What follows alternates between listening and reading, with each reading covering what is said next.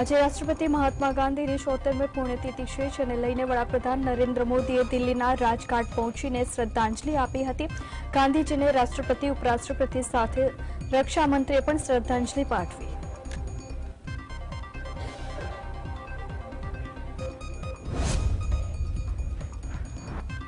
ભારતીય સેનાઓના અરબ સાગરમાં દબદબો વધતો જઈ રહ્યો છે અને ફરી એક વખત એડનની ખાડીમાં ભારતીય નૌસેનાએ ચાંચિયાઓને જડબાતોડ જવાબ આપ્યો છે। ભારતીય યુદ્ધ જહાજ INS સુમિત્રા એડનની ખાડીમાં સોમાલિયાના ચાંચિયાના દાંત ખાટા કરી દીધા છે અને 19 પાકિસ્તાની નાગરિકો સહિત ઈરાની જહાજને બચાવી લીધું છે। આ ચાંચિયાઓએ માછીમારો જહાજનું અપહરણ કર્યું હતું। જહાજમાંથી ઇમરજન્સી કોલ મળ્યા પછી યુદ્ધ જહાજોને બીજું એન્ટી પાયરસી ઓપરેશન હાથ ધર્યું હતું અને મોટી સફળતા પ્રાપ્ત થઈ।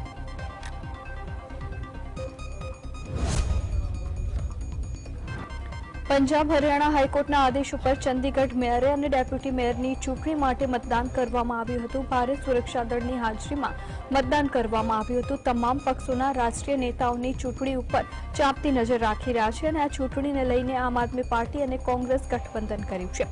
આ ચૂંટણીમાં ગઠબંધનની સીધી જ ટક્કર ભાજપ સાથે છે, જેમાં વાત કરવામાં આવે તો SSP કવરદીપ કૌરે જણાવ્યું છે કે મેયરની ચૂંટણીને ધ્યાનમાં રાખીને મ્યુનિસિપલ કોર્પોરેશનની ઓફિસની બહાર પોલીસ દળ, ITBPના જવાનો, RAF અને CRPFના દળો તૈનાત કરવામાં આવ્યા છે। આ ચૂંટણીમાં ભાજપનો ભગવો લહેરાયો છે।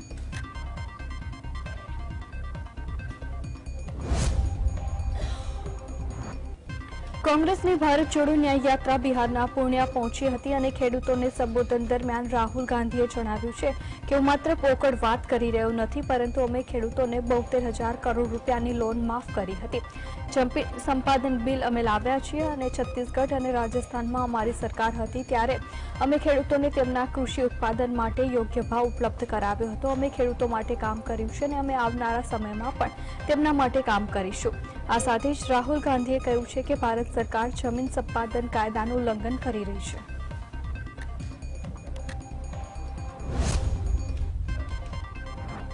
ઉત્તરાખંડ સરકારે રાજ્યમાં UCC લાગુ કરવાની તૈયારી કરી દીધી છે અને એવી શક્યતા વ્યક્ત કરવામાં આવી રહી છે કે આગામી વિધાનસભા ચૂંટણી સત્રમાં UCCને રજૂ કરવામાં આવશે અને હવે મુખ્યમંત્રીએ સ્પષ્ટ કર્યું છે કે તેમની સરકાર બજેટ સત્રમાં યુનિફોર્મ સિવિલ કોડ કાયદાના ડ્રાફ્ટને સદન સમક્ષ રજૂ કરશે। મુખ્યમંત્રી પુષ્કરસિંહ ધામીએ જણાવ્યું હતું કે યુનિફોર્મ સિવિલ કોડ માટે રચાયેલી વિશેષ સમિતિએ 2 ફેબ્રુઆરીએ તેનું ડ્રાફ્ટ સરકારને સુપરત કરશે અને CMએ સોશિયલ મીડિયા પ્લેટફોર્મ X ઉપર આ માહિતી આપી છે।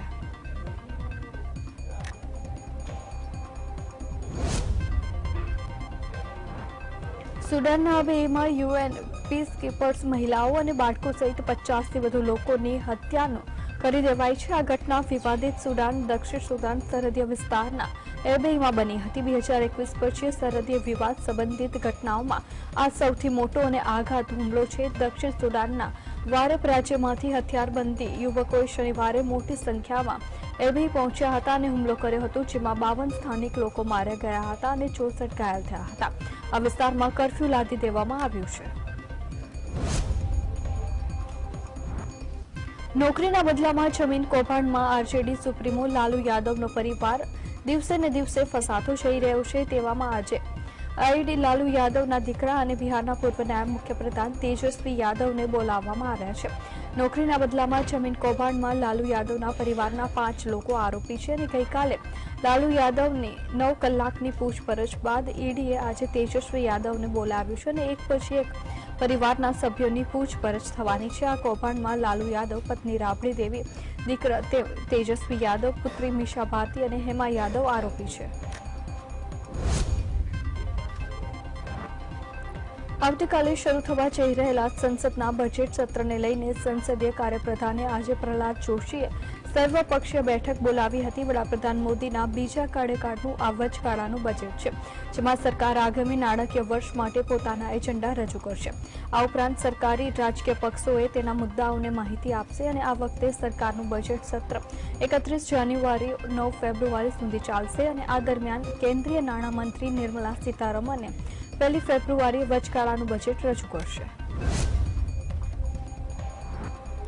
ઉત્તર ભારતના કેન્દ્ર શાસિત પ્રદેશ લદ્દાખમાં આજે વહેલી સવારે ભૂકંપના આંચકા અનુભવાયા છે. રિક્ટર સ્કેલ ઉપર ભૂકંપની તીવ્રતા 3.4 ડિગ્રી નોંધાઈ છે. ભૂકંપના પગલે કોઈ જાનહાનિના અહેવાલ નથી. આસામમાં રાહુલ ગાંધીની ન્યાય યાત્રા સમયે પોતે ન્યાય માટે ધરણા કરનાર આસામ યુથ કોંગ્રેસ પ્રમુખ અંગિતા દત્તાએ ભાજપમાં જોડાઈ ગયા છે અને દત્તાની સાથે ઓલ આસામ સ્ટુડન્ટ્સ યુનિયનના સંખ્યાબંધ કાર્યકર્તાઓ ભાજપમાં જોડાઈ લોકસભાની ચૂંટણીમાં ભાજપને મોટો ફાયદો થવાનો દાવો થઈ રહ્યો છે. દત્તા યુથ કોંગ્રેસના રાષ્ટ્રીય પ્રમુખ શ્રીનિવાસ બીવી સામે સતામણીના આક્ષેપ કર્યા અને સનસનાટી મચાવી હતી. કોંગ્રેસ હાઈકમાન્ડે શ્રીનિવાસ સામે પગલાં ભરવાના બદલે દત્તાને પક્ષમાંથી સસ્પેન્ડ કરી દેતા દત્તા 1 વર્ષથી લડત ચલાવી રહ્યા હતા. છેવટે થાકીને તેણે ભાજપનો ખેસ પહેરી લીધો. કેન્દ્રીય મંત્રી શાંતનુ ઠાકુરે બંગાળમાં સિટીઝનશીપ એમેન્ડમેન્ટ એક્ટ અંગે જાહેર કરેલી ભાજપના નેતાઓને પણ આશ્ચર્યમાં મૂકી દીધા છે. ઠાકુરે દાવો કર્યો છે કે દેશભરમાં 1 અઠવાડિયામાં સીએએનો અમલ શરૂ કરી દેવાશે અને તેની હું ગેરંટી આપું છું. પશ્ચિમ બંગાળમાં સીએએનો મુદ્દો અત્યંત મહત્વનો છે. તેથી ભાજપ સીએએનો અમલ શરૂ કરવાના માટે રાજકીય દાવાનો ખેલી નાખશે એવું લાંબા સમયથી માનવામાં આવી રહ્યું છે. પરંતુ અઠવાડિયામાં જ તેનો અમલ કરવાની વાત રાજકીય ઉત્તેજના જગાવી દીધી છે. મમતાએ બંગાળમાં સીએએનો અમલ નહીં થાય એવું એલાન કર્યું છે. તેથી લોકસભાની ચૂંટણી પહેલા સંઘર્ષ થશે એવું લાગે છે.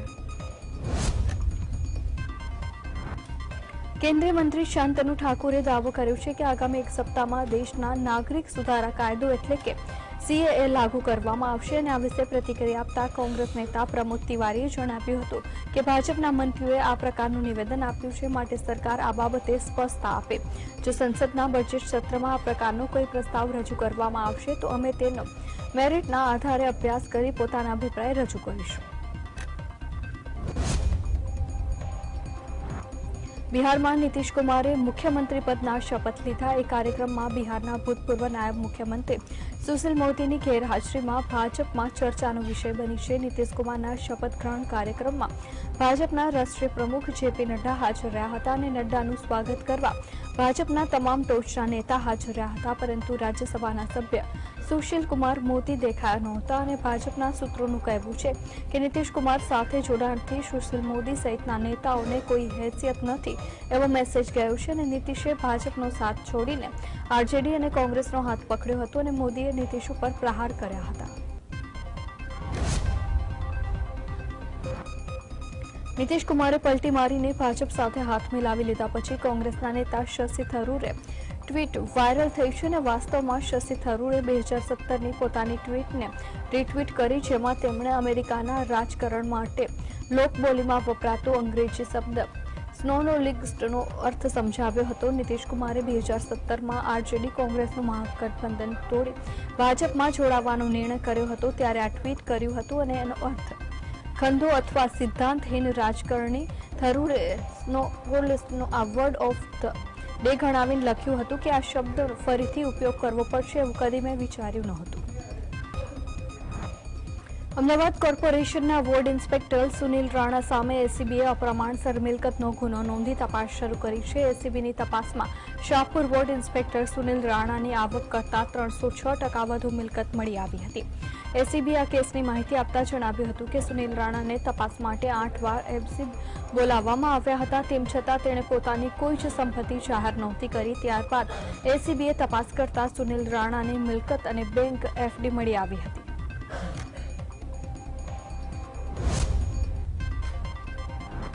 ગુજરાત હાઈકોર્ટમાં મોરબી કેબલ બ્રિજ દુર્ઘટના બાબતે સુનાવણી હાથ ધરવામાં આવી હતી. આ બાબતે રાજ્ય સરકારે રાજ્યના સોગંદનામું દાખલ કર્યું હતું અને આ દુર્ઘટનાના અસરગ્રસ્તોની માનસિક સ્થિતિ અંગે પણ રિપોર્ટ હાઈકોર્ટમાં રજૂ કરવામાં આવ્યો હતો. દુર્ઘટના બાદ 4 લોકો માનસિક રીતે અસ્વસ્થ થયા હોવાનું એડિશનલ જનરલે જણાવ્યું હતું. તેમજ અન્ય ઘાયલોને અપાયેલી સારવાર અંગે પણ કોર્ટમાં રિપોર્ટ રજૂ કરવામાં આવ્યો હતો. વડોદરા હરણી બોટકાંડ બાદ તંત્ર દ્વારા ડભોઈ તાલુકાના યાત્રાધામ ચાંદોદ ખાતે ચાલતા નાવડી વ્યવહારનું નિરીક્ષણ કરી વધુ સુરક્ષાના સાધનો રાખવાનું સૂચન કરવામાં આવ્યું હતું. ડભોઈ મામલતદાર ડીવી ગામિત તેમજ બંદરગાહના સંલગ્ન અધિકારીઓએ ડભોઈ તાલુકાના યાત્રાધામ ચાંદોદની મુલાકાત લઈને જરૂરી સૂચનો આપ્યા હતા અને યાત્રાધામ ચાંદોદ એ ગુજરાતનું મિની કાશી કહેવાતું હોય છે. નર્મદા ત્રિવેણી સ્નાન, પર્યટન, વિધિ વિધાન અને દેવ દર્શન અને વર્ષ પર લાખો શ્રદ્ધાળુઓ ઉમટતા હોય છે. સામાન્ય રીતે દેશની આઝાદીની વાત આવે એટલે મહાત્મા ગાંધીને યાદ કરવા પડે. એ જ રીતે આઝાદી અને ગાંધીજી સાથે બારડોલી પણ કેમ ભૂલાય, કેમ કે અહીંની ભૂમિ ઉપરથી સરદાર વલ્લભભાઈ પટેલ સાથે મહાત્મા ગાંધીજીએ આઝાદીની લડતના મંડાણ કર્યા હતા. મહાત્મા ગાંધીના નિર્વાણ દિન નિમિત્તે સુરત જિલ્લાના બારડોલી ખાતે કાર્યક્રમ સ્વરાજ આશ્રમમાં સરદાર કન્યા છાત્રાલય ખાતે અભ્યાસ કરતી બાલિકાઓએ તેમની દીવા સાથે અખંડ ભજન અને ગાથણ કરી બાપુને શ્રદ્ધાંજલિ આપી હતી. છેલ્લા 50 વર્ષથી કાર્યરત છાત્રાલયમાં આ પરંપરા ચાલી આવે છે. રાજકોટના વોર્ડ નંબર 11માં ગંદા પાણીને લઈને મહિલાઓએ કોર્પોરેશન કચેરી પહોંચી રોષ ઠાલવ્યો હતો અને વોર્ડ નંબર 11ની શ્રી હરિ સોસાયટી ખાતે ગંદી પાણી આવતું હોવાની સ્થાનિકોએ ફરિયાદ કરી છે. તેવામાં આ વિસ્તારની મહિલાઓએ આજે ગંદા પાણીની બોટલ લઈને કોર્પોરેશન કચેરી પહોંચી હતી અને મહિલાઓએ આક્ષેપ લગાવ્યો છે કે અનેક વખત રજૂઆત છતાં પણ તંત્રના પેટનું પાણી હલતું નથી અને તંત્રને જગાડવા કોર્પોરેશન સુધી આવવું પડ્યું છે.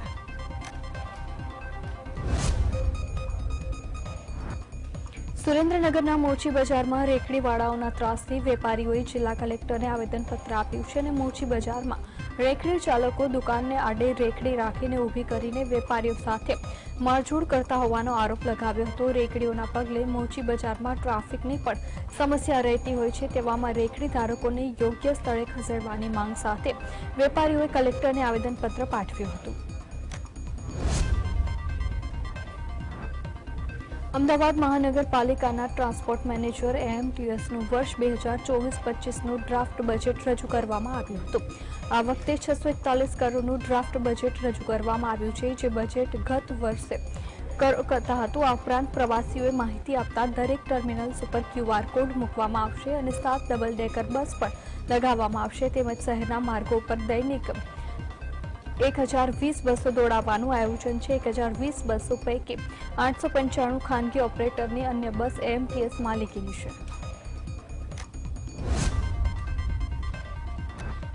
જૂનાગઢના તોડકાંડમાં એક પછી એક ચોંકાવનારા ખુલાસા થઈ રહ્યા છે. ATSની તપાસમાં ઘટસ્ફોટ થયો છે કે તોડ કરનારા બંને અધિકારીઓને કોલ રેકોર્ડિંગ અને ડેટાના બચાવ માત્ર વોટ્સએપ કોલથી જ વાતચીત કરતા હતા. ATSએ બંને અધિકારીઓના વોટ્સએપ કોલના રેકોર્ડની માહિતી મેળવવાની તજવીજ હાથ ધરી હતી.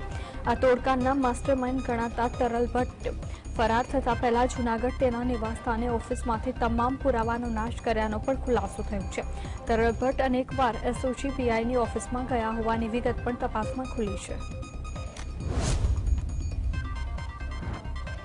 તો રાજ્યમાં લાંચિયા બાબુઓનો વિકાસ પૂર્વહારમાં થઈ રહ્યો હોવાનું લાગી રહ્યું છે. વર્ષ 2023ના SABના આંકડા રાજ્યમાં લાંચ કેસોમાં થઈ રહેલા ચિંતાજનક વધારાની ચાડી ખાઈ રહ્યા છે. ગત વર્ષમાં SABએ લાંચની 199 ફરિયાદ નોંધી હતી અને 276 લાંચિયાઓની ધરપકડ કરી હતી. પાછલા એક વર્ષમાં લાંચના 1 કરોડથી વધુની રકમ કબજે કરી છે અને રાજ્યમાં સૌથી લાંબા લાંચના કેસમાં ગૃહ વિભાગમાં થયા છે અને પાછલા એક વર્ષમાં વર્ગ 1ના 7 અધિકારીઓ SABના છટકામાં સપડાયા છે.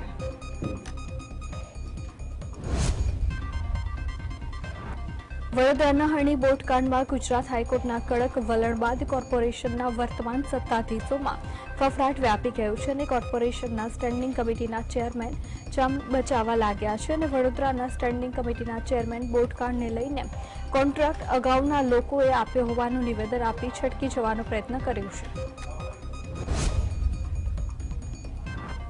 અમદાવાદ શહેરમાં વિવિધ જગ્યાએ દિવાલ ઉપર કરવામાં આવતા ચિત્રામણને દૂર કરવામાં આવી રહ્યા છે. ભૂતકાળમાં તંત્ર દ્વારા શહેરમાં જે પણ ચિત્રામણો કરવામાં આવ્યા હતા તે દૂર કરીને હવે સત્તાપક્ષે એકવાર ફિરસે મોદી સરકારનું કમળ સાથેનું ચિત્રામણ કરવામાં આવી રહ્યું છે. હવે સત્તાધારી ભારતીય જનતા પાર્ટીનું ચિત્રામણ જોવા મળશે.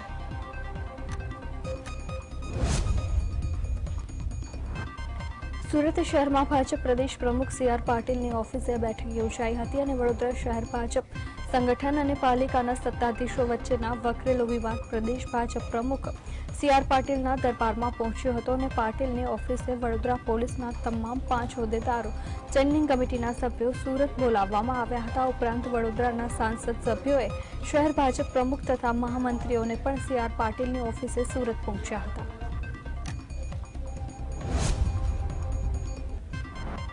સુરેન્દ્રનગર જિલ્લામાં ભાજપ મહિલા મોરચાના પ્રમુખ પદમાં અચાનક જ ફેરફાર કરવામાં આવ્યું છે. જિલ્લા મહિલા મોરચાના પ્રમુખ પદેથી હેતલ જાનીને અંગત કારણોસર હટાવી દેવામાં આવ્યા છે અને રમીલા મકવાણાને જિલ્લા ભાજપ મહિલા મોરચાના પ્રમુખ બનાવવામાં આવ્યા છે.